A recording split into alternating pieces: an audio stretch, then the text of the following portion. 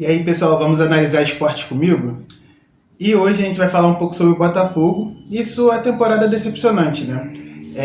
Depois de uma temporada tão boa no ano passado, com títulos, com grandes vitórias, o Alvinegro passa por um momento meio complicado no Campeonato Brasileiro, tanto também que foi eliminado na Libertadores, também eliminado no Campeonato Carioca precocemente, Copa do Brasil. E a gente vai tentar analisar esse ano de 2025 do Botafogo e tentar trazer também uma perspectiva do que pode vir a melhorar, do que pode ser um ponto positivo e trazer alguns pontos negativos, né, de toda essa campanha. Mas antes de mais nada, eu quero agradecer a vocês pelo apoio, pedir para compartilharem o vídeo com seus amigos, deixar o like, se inscrever no canal, que vai me ajudar muito nesse momento. E a gente vai começar o vídeo após a vinheta.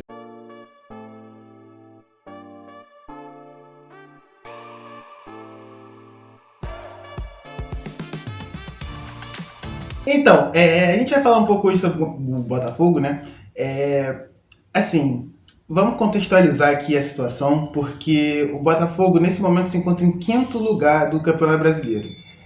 Se a gente parar para pensar muito friamente, não é uma campanha tão ruim assim no Campeonato Brasileiro de pontos corridos, né? E até falando assim, historicamente, nos últimos, coloca aí, 15 anos do Botafogo, até é uma campanha bem ok, né? Porque o Botafogo, nesses últimos 15 anos, sofreu muito no Campeonato Brasileiro. Claro que teve alguns momentos de ir para a Libertadores, de disputar títulos, né? Como em 2014.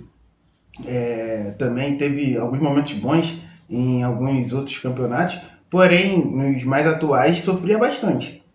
Lutava contra o rebaixamento, sempre era um desespero, e vem mudando essa cultura, né, nos últimos anos, com a chegada do John Textor, a chegada do capital financeiro também vem mudando um pouco essas expectativas, um pouco essa perspectiva durante a temporada. E assim, a quinta posição historicamente é ok, né, do futebol brasileiro, porém, do que se esperava desse Botafogo, depois da última temporada, de tudo que aconteceu, da magia que aconteceu, é um pouco decepcionante sim, e assim, eu digo em relação à temporada por inteiro, não só o Campeonato Brasileiro, tá? São muitas escolhas erradas, são muitas faltas de clarezas em relação a alguns processos dentro do clube.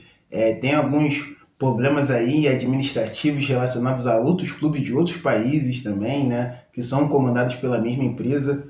E assim, é um pouco preocupante nesse momento o fator do Botafogo ser muito instável, né, e inconstante na sua temporada, o que pode até acarretar numa não classificação na Libertadores para a temporada que vem, o que seria talvez uma tragédia para o Botafogo depois de tudo que aconteceu no ano passado, de tudo que vinha acontecendo nesses últimos anos. Assim, para a gente fazer uma análise maior, né, desse momento do Botafogo na temporada, nos últimos 8 jogos do Botafogo, o clube empatou 2 vezes, venceu 2 e perdeu 4. Assim, o time tem ali, nesses últimos 8 jogos aí de análise que a gente pode fazer, né? Nas últimas 8 partidas, só ganhou 2 jogos. Né? Um clube que é atual campeão da América, atual campeão brasileiro, e é um time, um elenco que não é um elenco tão assim enfraquecido em relação ao ano passado. A gente pode pensar assim, pô, beleza. Mas assim, teve muitas mudanças em relação ao ano passado e o time que foi campeão já não é mais o mesmo. Ok, eu concordo, realmente é isso. Tipo, a gente pode falar aí de algumas peças que saíram que eram muito importantes, como o John, né? O John hoje é goleiro de seleção brasileira. A gente tem também a perda do Igor Jesus, que, pô, era um atacante magistral do futebol brasileiro e até está se saindo um pouco bem lá na Inglaterra. A gente tem a saída do Gregory também, que era um cara que era super importante no esquema da Tu Jorge na temporada passada. Porém, a gente não pode trazer isso como muleta, né? Um time que contratou, tantos jogadores que contratou para jogar o Mundial de Clubes, trouxe jogadores da Europa, né? E também não é que o time do Botafogo perdeu essas peças e ficou terrível, perdeu essas peças e ficou horrível. Não, ali tem uma base, foi construído um time para ser campeão, para continuar sendo esse clube consagrado, né? Nas competições, tanto internacionais, tanto nacionais. Então, assim, não é uma situação nesse sentido de tipo, pô, é terra arrasada depois de que perdeu os jogadores, perdeu o treinador, acabou tudo. Não. Né? Daria para fazer um melhor trabalho do que está sendo feito nesse momento. O desempenho, para começar, a gente pode falar do desempenho fraco no Campeonato Carioca. Assim, o Textor sempre deixou claro que o Campeonato Carioca nunca é a prioridade do clube, né, na temporada. Então, assim, a gente sempre acha que o Botafogo vai entrar de uma forma meio que displicente. Foi mais ou menos o que aconteceu, pode-se dizer isso, até os jogadores, eu acho. Também, assim, a gente tem que fazer um adendo nessa situação do Campeonato Carioca, porque o Botafogo teve pouquíssimo tempo de férias. Pouquíssimo. Vamos falar aí, o futebol brasileiro na temporada passada terminou, se eu não estou enganado, entre o dia 7 e dia 8 de dezembro, que foi a última rodada do Campeonato Brasileiro, ali nessa semana, ali na primeira semana de dezembro. Na terça-feira posterior, o Botafogo já tinha que subir para jogar uma quarta de final de Mundial de Clubes. Perdeu para o Pachuca. Então ali as férias já começaram, a partir dali do dia 12, talvez, 11 de dezembro. E aí já tinha que jogar a primeira partida do Campeonato Carioca, claro que foi o time reserva, na segunda semana de janeiro já. Então, assim, é muito pouco tempo pensando numa temporada inteira que você joga aqui no Brasil, os times jogam quase 70 jogos por ano, 60 jogos por ano, e clubes como o Botafogo que chegaram longe nas competições, igual o ano passado, jogaram o Campeonato Brasileiro, o Botafogo chegou na final da Libertadores, eles têm a tendência a jogar muito mais. Então, assim, cara, é uma situação bem complicada mesmo em relação à questão de férias ali, de descanso. Então, assim, o campeonato Carioca foi utilizado mais como entre aspas, como uma pré-temporada, até pelo Clube Alvinegro. Foi um desempenho bem abaixo do que era esperado e acabou sofrendo por isso, não conseguindo chegar mais longe, não conseguindo chegar numa final, que seria até interessante para o Botafogo, né? Faz um tempo que o Botafogo não chega numa final e disputar um outro título contra um dos maiores rivais seria muito, muito assim, né? Ok para o clube nesse momento. Mas beleza, é uma forma de se pensar no futebol. O John Textor tem essa, esse pensamento sobre o futebol brasileiro, então se deixou o Campeonato Carioca de lado. Aí tem a Supercopa do Brasil. A Supercopa do Brasil já foi o primeiro alerta de que alguma coisa ali estava errada, porque o Botafogo foi altamente dominado pelo Flamengo naquela final em Belém do Pará, não teve nenhuma chance, né? Foi o primeiro jogo do time titular na temporada, o time sofreu contra o Flamengo titular também, foi tipo, acredito também, foi o primeiro jogo do time titular do Flamengo também, ali, e acabou perdendo aquela final, mas beleza, um jogo também acontece. O contexto do jogo também, né, foi meio complicado porque teve alguns jogadores que jogaram muito mal, realmente não estavam nem nos planos. Assim, esse planejamento a gente vai falar um pouco mais pra frente sobre ele. Mas é muito errado o planejamento do Botafogo nessa temporada. Então, e aí depois a gente tem a Supercopa da América do Sul. A Supercopa da América do Sul é o vencedor da Libertadores contra o vencedor da Sul-Americana. O vencedor da Libertadores ano passado, obviamente, foi o Botafogo. E o vencedor da Sul-Americana foi o Racing, da Argentina. Até o Racing que, na quarta-feira que vem, pega o Flamengo na semifinal da Libertadores de 2025. E é um jogo complicado. Pegar o Racing hoje é um jogo complicadíssimo, em qualquer cenário possível. E o Racing vem num momento muito bom, né? Há muito tempo não tem esse destaque internacional, esse destaque continental. Foi um time que queria mais, que quis mais ser campeão, que queria mais ter um título a seu favor, um título internacional sul-americano. E demonstrou isso dentro de campo, amassando o Botafogo nos dois jogos, tanto na Argentina como no Rio de Janeiro. Foi até talvez uma amostra do que esse time do Racing pode fazer. E também gerou preocupação porque assim, é muito difícil você ver um time estrangeiro que eu quero dizer aqui da América do Sul, jogar com tanta facilidade assim contra um time brasileiro. Foi muito assustador, né, a forma que aconteceu o jogo assim no Rio de Janeiro. O Racing dominou totalmente aqui no Engenhão. Foi um jogo super tranquilo até. Então assim, deu uma amostra também, mais uma amostra, mais uma tendência a perceber de que aquilo ali não estava certo, que o planejamento não estava indo da forma que se pensava. Perder 2 títulos, 3 títulos em menos de 4 meses após você ser campeão de tudo, é meio complicado, né? De demonstrar sua força nisso. E eu me lembro bem que no dia desse segundo jogo no Engenhão foi anunciado Renato Paiva, treinador português. Antes disso, o Botafogo estava sendo comandado por Auxiliares, um time que foi campeão de tudo, sendo comandado por Auxiliares. Então, assim, ali a coisa já tinha entornado, o caldo já tinha engrossado. Mas assim, vamos continuar. O Renato Paiva, eu entendo a demora, assim, a gente dá para entender a demora na escolha do treinador, porque você veio de uma temporada excelente, sensacional. O time encaixou de uma forma impressionante com o treinador antigo.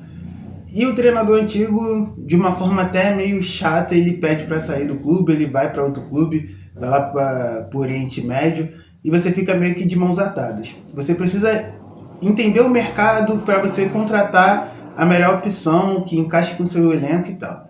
Porém, o Botafogo não teve essa percepção, essa análise, acredito eu. Claro que eu acho que foi feito um estudo, tentou-se da melhor forma trazer talvez o melhor candidato possível, porém o Renato Paiva foi uma escolha meio desastrosa porque, assim, o único trabalho que ele teve no Brasil foi no Bahia, um Bahia que começou a receber um capital financeiro do Citigroup. Ele não conseguiu alavancar o Bahia a talvez um patamar melhor. O Bahia continuou sendo um time de meio de tabela para baixo, lutou para não cair, né, em alguns momentos para a segunda divisão até, o que seria desastroso para o Bahia no começo de um investimento tão grande como esse. E ele é contratado pelo Botafogo de uma forma até meio estranha ali, né? Porque talvez teria outros caras ali para tentar contratar. Até foi especulado o Leonardo Jardim, que é um treinador do América do México, brasileiro, treinador do América do México, que vem fazendo um trabalho incrível no América do México. E eu acho que seria uma ótima contratação, né? Vendo o América do México jogar hoje em dia e tal. Porém, não foi aceito, ele preferiu ficar no México, tá certo? E então, assim, é uma escolha um pouco controversa, né? E isso desencadeou alguns protestos da torcida e também demonstrou, né, durante até junho ali, julho, até o Campeonato Mundial, até onde o Renato Paiva pôde ser treinador do Botafogo, foi demonstrado o quanto a escolha foi errada. É assim, o Botafogo no início do Campeonato Brasileiro jogou alguns jogos bem, não pode ser negado isso. Conseguiu passar na Copa do Brasil de uma forma tranquila até, só que sofria em alguns jogos que ano passado não estava sofrendo. E era um time que era para impor respeito, para impor a sua agressividade física, como foi demonstrado em outros momentos. Porém, o Botafogo sofreu demais, ali na metade do ano já. Subiu para o Mundial, no Mundial a campanha foi uma campanha ok, tá? Ganhar do Paris Saint-Germain é talvez uma das maiores vitórias dos últimos tempos do futebol brasileiro, né? Ganhou do Seattle Sounders, né, um time dos Estados Unidos, e perdeu para o Atlético de Madrid, né? Só que assim, ok, né? Não foi nada absurdo, né? Até porque se classificou. E chegando nas oitavas de final, o jogo era muito acessível. Esse jogo talvez seja o jogo assim, de maior decepção do torcedor alvinegro nessa temporada, porque é o jogo contra o Palmeiras. Era um confronto brasileiro. Ficar em segundo lugar no grupo talvez foi até uma alegria, né, pro Botafogo, porque pegou um time que era acessível, poderia passar de fase, poderia chegar numa quartas de final de Mundial, que seria maravilhoso pro Botafogo.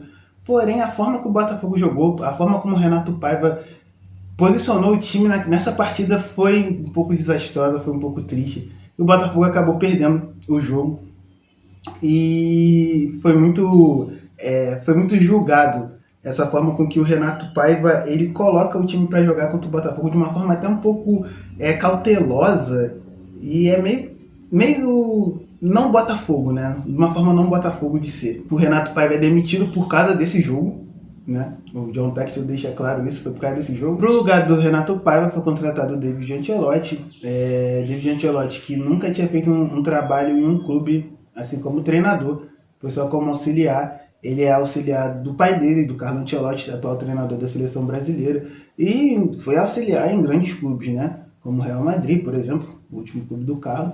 Porém, nunca foi um treinador de um clube, né? Tem uma experiência em algum clube. Então, assim, para um Botafogo, campeão da América, campeão brasileiro, ser dado como a primeira experiência de um treinador é um pouco absurdo de se pensar. E acabou que isso aconteceu, outra escolha talvez equivocada do texto para treinador, mas ok, né? O David até começou bem, vencendo o Vasco em Brasília, porém sofre muito, dá para perceber que o time dele sofre para fazer gol, o time dele não tem uma marcação tão forte como o Botafogo anterior, o Botafogo vencedor. Então, assim, sofre muito para montar, talvez, o elenco, o time da forma certa. E o David, ele chega depois do Botafogo abrir o cofre no meio de temporada, contratar Joaquim Correia, Montoro, contratar alguns jogadores interessantes pro elenco, o goleiro Neto, e mesmo assim, Arthur Cabral, e mesmo assim o time não dá liga. Você vê que o time não dá liga. E o que aconteceu? Tem duas eliminações aí que são cruciais nessa parte de temporada, que foi a eliminação na Copa Libertadores, num confronto que era totalmente acessível para o Botafogo. O Botafogo era favoritaço nesse confronto.